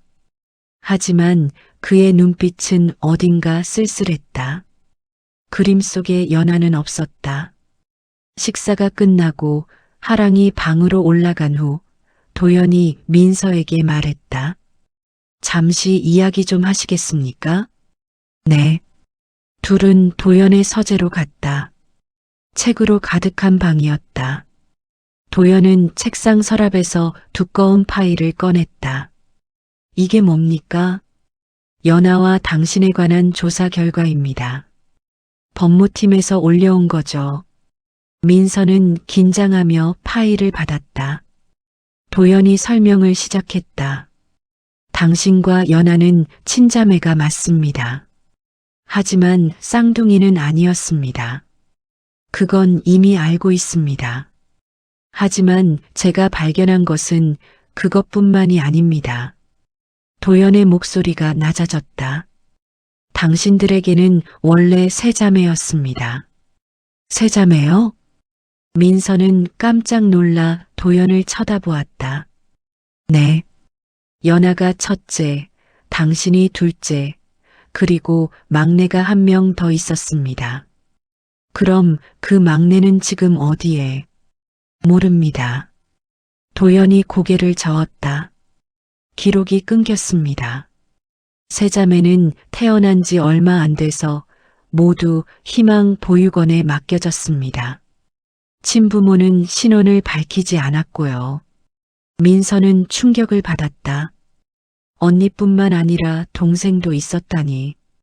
그런데 왜 우리는 모두 헤어진 겁니까? 보육원 기록에 따르면 세 자매를 한꺼번에 입양하려는 가정이 없었다고 합니다. 그래서 각각 다른 가정으로 보내졌죠. 연하가 가장 먼저 입양되었고 당신이 그 다음이었습니다. 그럼 막내는?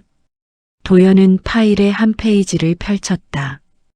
이름은 지은이었습니다. 하지만 입양 기록이 없습니다. 보육원에서 자랐을 가능성이 높습니다. 그럼 지금은? 그게 도연이 망설였다. 보육원이 10년 전에 폐쇄되었습니다. 기록도 대부분 소실되었고요. 지은 씨가 어디에 있는지 찾기가 쉽지 않습니다. 민서는 파일을 내려다보았다. 지은, 자신에게 동생이 있었다. 만나본 적도 없는 동생. 민서는 파일 속 흑백 사진을 들여다보았다. 보육원 시절의 세 자매. 연하는 5살쯤 되어 보였고 민서는 3살, 지은은 겨우 돌이 지난 아기였다. 세 명이 나란히 서 있는 사진이었다. 찾아야 합니다. 민서가 단호하게 말했다. 제 동생입니다. 꼭 찾아야 해요. 도연은 민서의 결연한 눈빛을 보았다. 알겠습니다. 최선을 다해 찾아보겠습니다. 그날부터 본격적인 수색이 시작되었다. 도연은 사설 탐정을 고용했고 보육원 관계자들을 수소문했다. 민서도 직접 옛 보육원 터를 찾아갔다. 보육원이 있던 자리에는 이제 빌라가 들어서 있었다. 아무 흔적도 남아있지 않았다. 민서는 그 앞에 서서 한참을 바라보았다. 여기서 세 자매가 함께 있었다. 비록 기억하지 못하지만, 하지만 근처에 사는 한 할머니가 기억을 더듬었다. 보육원? 아, 그래. 있었지. 아이들이 참 많았어. 혹시 지은이라는 아이 기억하세요? 지은? 글쎄, 아이들이 워낙 많아서. 그런데 기억나는 애가 하나 있긴 해. 아주 조용한 애였지. 혼자 그네만 타고 있던. 그 애가 어떻게 됐는지 아세요? 보육원이 문 닫을 때 다들 뿔뿔이 흩어졌지. 어떤 애들은 다른 시설로 갔고, 어떤 애들은 자립했고, 그 조용한 애는요? 할머니는 고개를 가로저었다. 모르겠어. 하도 오래전 일이라. 민서는 실망했지만 포기하지 않았다.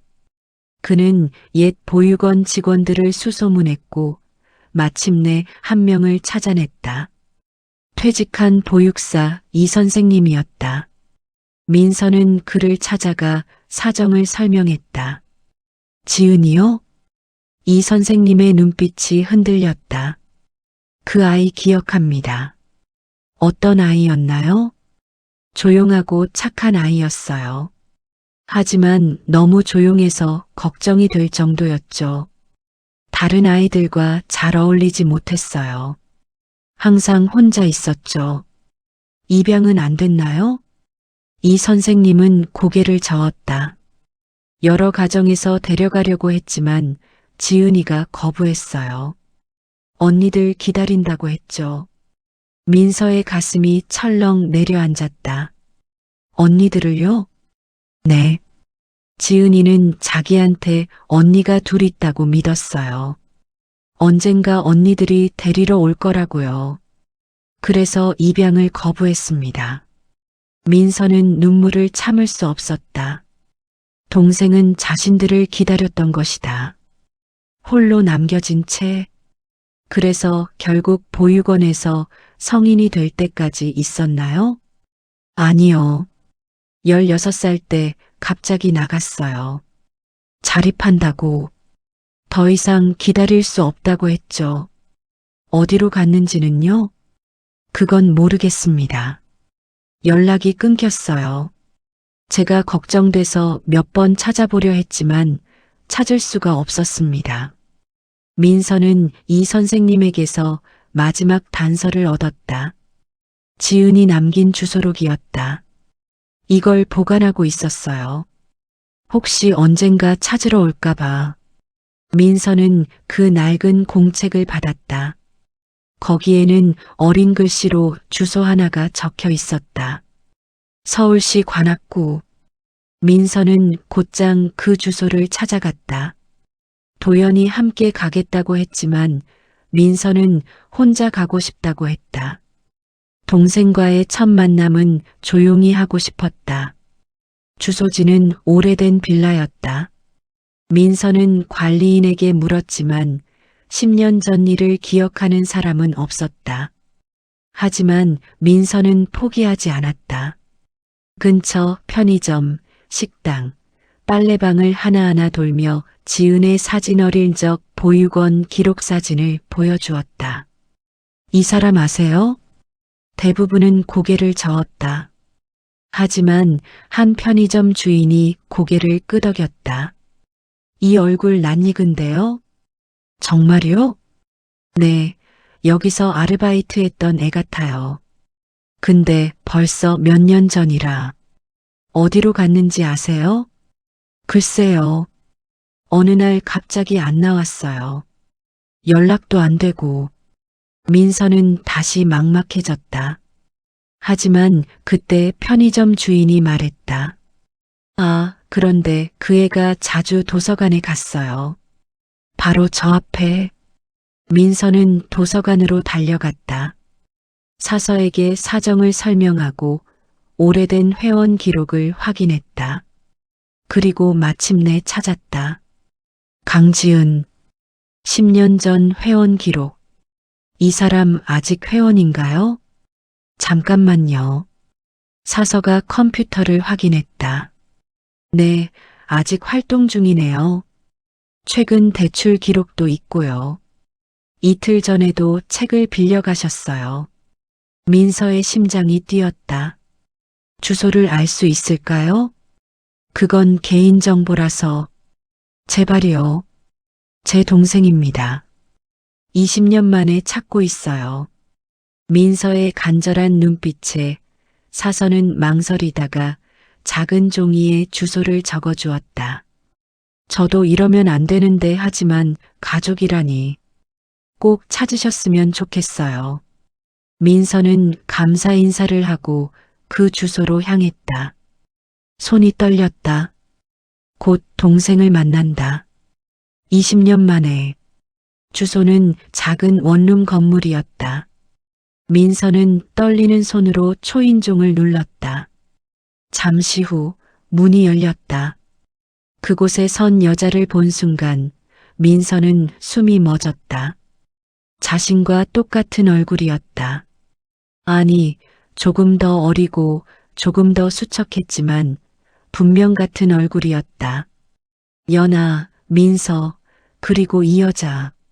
세 사람은 분명 한 가족이었다. 누구세요? 지은이 경계하는 눈빛으로 물었다. 목소리는 작고 떨렸다. 민서는 눈물이 났다. 입이 떨려 말이 나오지 않았다. 하지만 간신히 한마디를 꺼냈다. 나는 민서야. 내 언니. 지은의 눈이 커졌다. 그리고 그 눈에서도 눈물이 흘러내리기 시작했다. 언니? 응. 늦어서 미안해. 민서가 지은을 끌어안았다. 지은도 언니를 꼭 안았다. 두 사람은 문 앞에서 한참을 울었다. 20여 년 만에 재회였다. 주변 사람들이 지나가며 이상하게 쳐다봤지만 두 사람은 신경 쓰지 않았다. 그저 서로를 꼭 안고 울 뿐이었다. 정말 언니예요? 정말 저를 찾아온 거예요? 지은이 울면서 물었다. 응, 정말이야. 너를 찾았어. 저는 언니들이 저를 잊었을 줄 알았어요. 미안해. 나도 너를 몰랐어. 하지만 이제 알았어. 그리고 찾았어. 두 사람은 지은의 작은 원룸으로 들어갔다. 방은 좁고 낡았지만 깨끗했다. 책들이 가득했다. 언니가 정말 왔다니 믿기지 않아요. 지은이 눈물을 닦으며 말했다. 나도 믿기지 않아. 하지만 정말이야.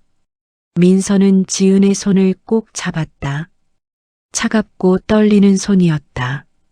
근데 언니는 어떻게 저를 찾은 거예요? 민서는 천천히 모든 것을 설명했다. 하랑과의 만남, 연아 언니의 존재, 그리고 세자매였다는 사실까지. 그럼 큰언니는? 응, 돌아가셨어. 하랑이를 낳고. 지은은 한 번도 본 적 없는 큰언니를 위해 고개를 숙였다.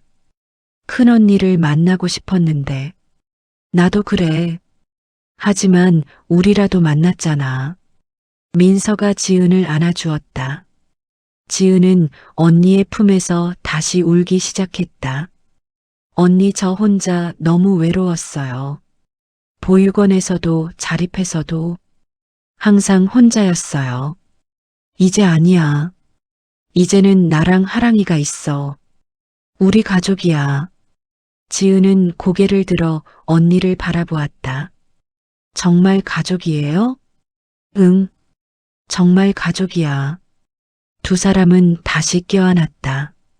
그리고 한참을 그렇게 있었다. 저택의 거실은 처음으로 따뜻한 온기로 가득했다. 민서, 지은, 도현, 그리고 하랑. 네 사람이 함께 앉아 있었다. 지은은 여전히 믿기지 않는다는 표정으로 주변을 둘러보았다.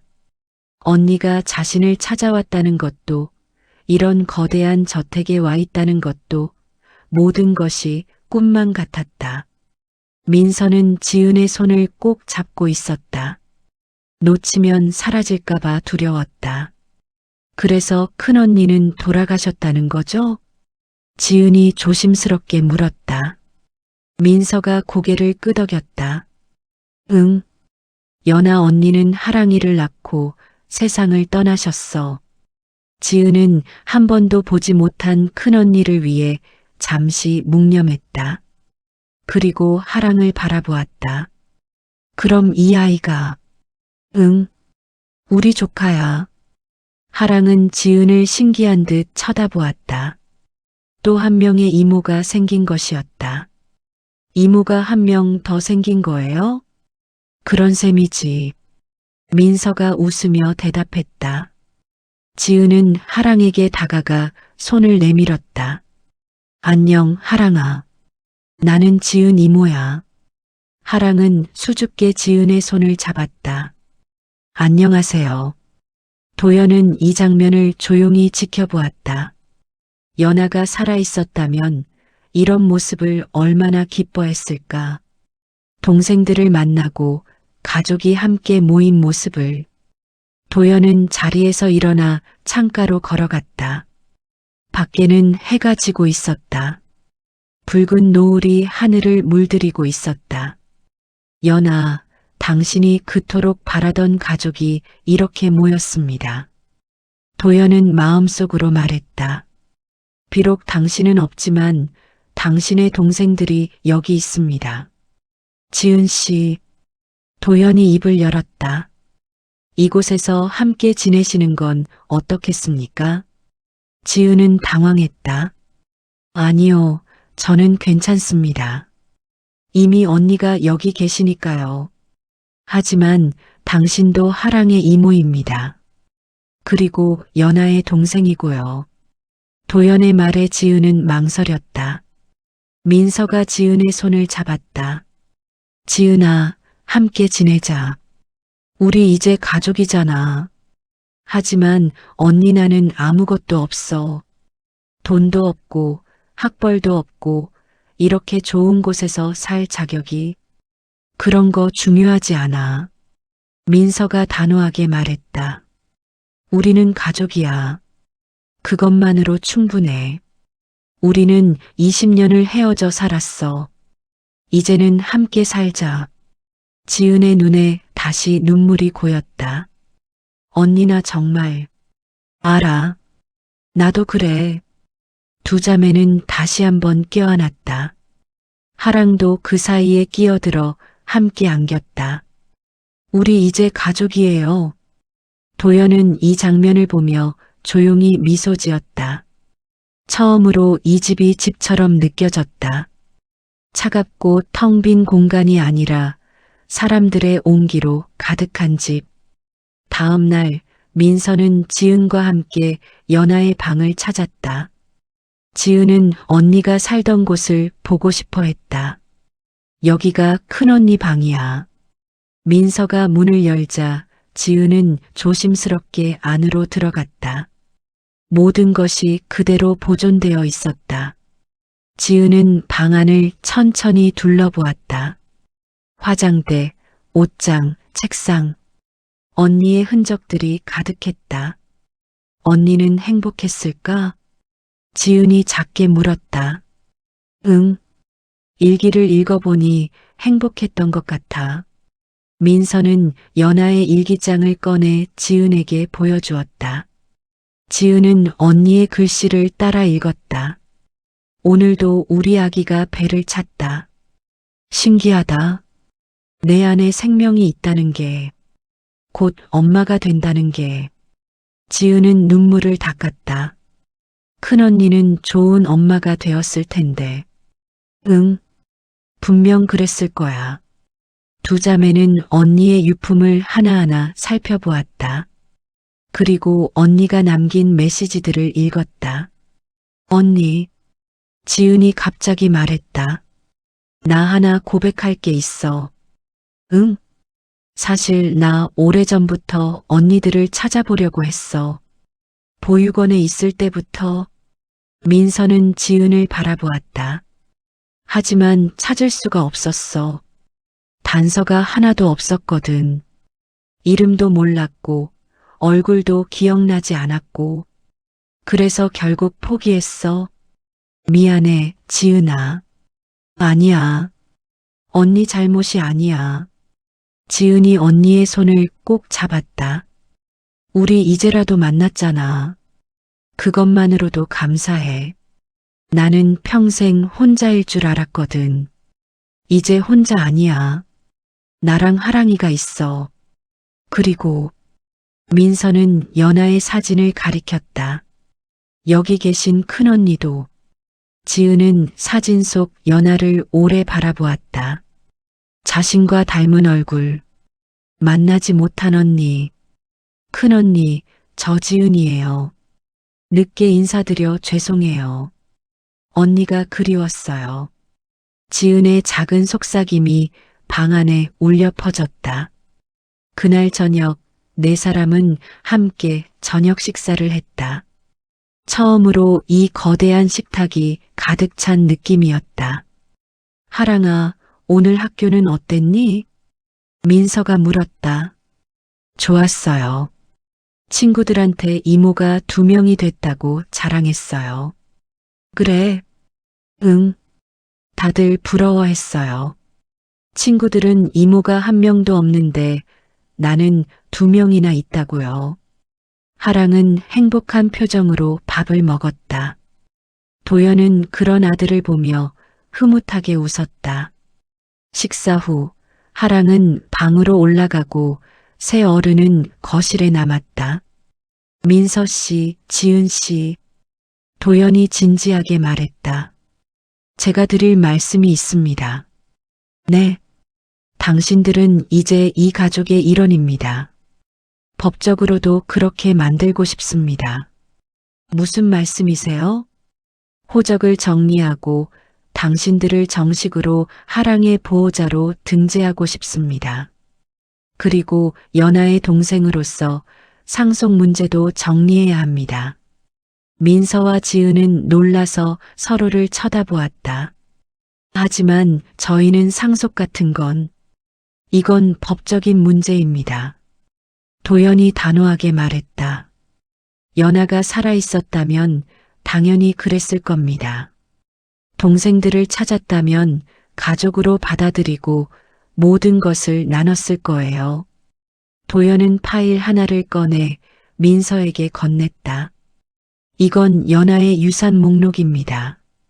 부동산, 주식, 예금까지 상당한 금액입니다. 민서는 파일을 열어보고 놀랐다. 예상했던 것보다 훨씬 많은 금액이었다. 이 모든 게 연아의 것이었습니다. 그리고 이제 당신들 것이기도 합니다. 법적으로 연아의 직계 가족은 하랑뿐이지만 혈연으로는 당신들도 해당됩니다. 저희는 돈 때문에 온 게 아닙니다. 민서가 단호하게 말했다. 알고 있습니다. 도연이 고개를 끄덕였다. 하지만 이건 당신들의 권리입니다. 그리고 하랑을 위해서도 필요합니다. 만약 제게 무슨 일이 생긴다면 하랑을 돌볼 사람이 필요하니까요. 민서는 고민했다. 이것은 단순한 동거가 아니었다. 법적으로, 사회적으로 이 가족의 일원이 되는 것이었다. 저는 괜찮습니다. 지은이 먼저 대답했다. 제게 가족이 생긴다는 게 얼마나 감사한 일인지 아세요? 돈이 문제가 아니에요. 저는 그냥 언니들과 함께 있고 싶어요. 민서도 천천히 고개를 끄덕였다. 저도 동의합니다. 하랑이를 위해서라면. 도연은 안도의 한숨을 쉬었다. 감사합니다. 그럼 내일부터 법무팀에서 서류 작업을 진행하겠습니다. 며칠 후 법적 절차가 진행되었다. 민서와 지은은 정식으로 하랑의 보호자로 등재되었고 호적도 정리되었다. 세 자매의 관계가 공식적으로 인정받은 것이었다. 이제 세 자매는 공식적으로 가족이 되었다. 비록 큰언니는 없었지만 남은 두 자매와 조카, 그리고 도연. 이들은 새로운 가족을 이루었다. 어느 주말 민서는 지은과 함께 옛 골목을 찾았다. 아이스크림 카트가 있던 그 골목. 여기가 내가 일하던 곳이야. 이제는 안 하는 거야? 응. 하랑이랑 시간을 보내고 싶어서. 그리고 이제 할 필요도 없고. 민서는 골목을 천천히 걸었다. 불과 몇 달 전까지만 해도 자신은 이곳에서 생계를 이어가던 가난한 아가씨였다. 하지만 우연히 마주친 한 꼬마의 외침이 모든 것을 바꿔놓았다. 우리 엄마랑 똑같이 생겼어요. 그 말이 자신의 숨겨진 과거를 드러냈고 잃어버린 가족을 찾게 해주었다. 언니, 후회하지 않아? 지은이 물었다. 이 모든 걸 받아들인 거? 민서는 고개를 저었다. 아니, 하나도 후회 안 해. 오히려 감사해. 뭐가? 하랑이를 만난 것, 너를 찾은 것, 그리고 민서는 하늘을 올려다보았다. 연아 언니를 알게 된 것. 지은도 하늘을 보았다. 구름 사이로 햇살이 비쳤다. 큰언니도 기뻐하고 계실까? 응, 분명 그럴 거야. 우리가 함께 있으니까. 두 자매는 손을 잡고 골목을 빠져나왔다. 그리고 저택으로 돌아갔다. 집에 도착하자 하랑이 뛰어나왔다. 이모들, 어디 갔다 와요? 산책했어. 나도 같이 갈 거였는데. 다음에는 같이 가자. 민서가 하랑을 안아 올렸다. 하랑은 깔깔 웃으며 민서의 목을 감았다. 이모 사랑해요. 나도 사랑해, 우리 하랑이. 지은도 하랑의 머리를 쓰다듬어 주었다. 세 사람은 함께 웃으며 집 안으로 들어갔다. 도연은 서재에서 이 장면을 창문 너머로 지켜보았다. 연아가 보고 싶었다. 이 순간을 함께 나누고 싶었다. 하지만 연아는 없었다. 대신 그녀의 동생들이 있었다. 그녀의 아들 곁에서 웃고 있었다. 도연은 조용히 미소 지었다. 이것이 연아가 원했던 모습일 것이다. 가족이 함께 웃는 모습. 도연은 책상 서랍에서 연아의 사진을 꺼냈다. 결혼식 날의 사진. 환하게 웃고 있는 연아. 여보, 당신의 동생들을 찾았어요.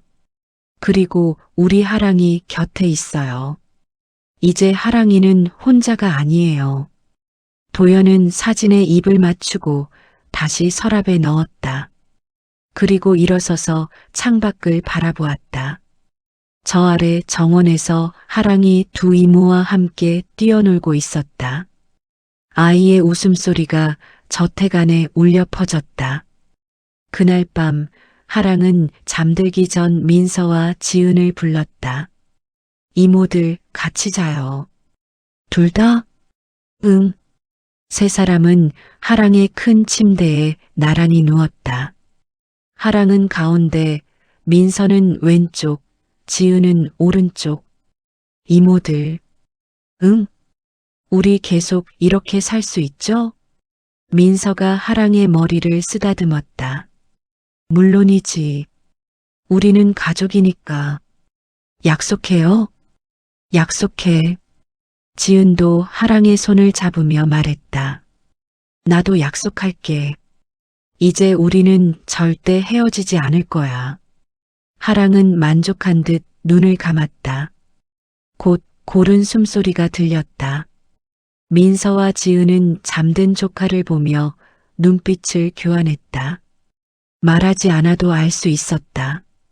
이것이 우리의 시작이라는 것을, 새로운 가족의 시작이라는 것을. 민서는 조용히 말했다. 언니, 우리 해냈어. 지은이를 찾았고 하랑이 곁에 있어주고 있어. 응, 큰언니도 기뻐하실 거야. 그럼, 분명 그럴 거야. 두 자매는 서로를 바라보며 미소 지었다. 그리고 조카를 가운데 두고 편안히 잠들었다. 그날 좁은 골목에서 마주친 꼬마의 한마디가 세 사람의 인생을 완전히 바꿔놓았다. 하지만 그것은 끝이 아니라 시작이었다. 진짜 가족이 되어가는 긴 여정의 시작. 서로를 알아가고 이해하고 사랑하는 시간들. 때로는 어색하고 때로는 서툴지만 그래도 함께 걸어가는 길. 연아가 꿈꿨던 가족. 따뜻하고 행복한 가족. 그 꿈이 이제 이루어지고 있었다. 비록 연아는 없었지만 그녀의 사랑은 여전히 이 집을 채우고 있었다. 동생들을 통해, 아들을 통해, 그리고 모두의 마음속에 엄마, 우리 행복해요. 하랑이 잠꼬대처럼 중얼거렸다. 민서와 지은은 조카를 더 꼭 안아주었다. 응, 우리 정말 행복해. 그리고 세 사람은 평화롭게 잠들었다. 새로운 가족의 첫 밤이었다.